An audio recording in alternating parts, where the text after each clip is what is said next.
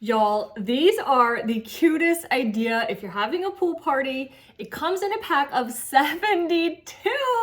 So they're really fun for schools and classes and stuff like that because they just have so many. You just inflate them super quickly. There's one here for the whole thing.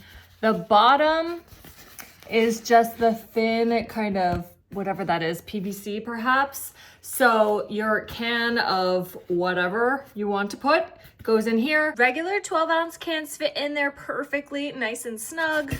The mini 12-ounce Gatorade bottles also fit really great, just for reference. It floats in the pool. You can also fill them with snacks and candies.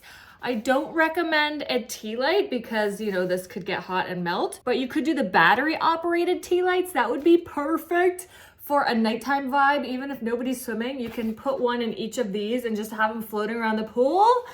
Oh my gosh, I absolutely love them. They are so cute. They've got little blue eyes. Oh my gosh.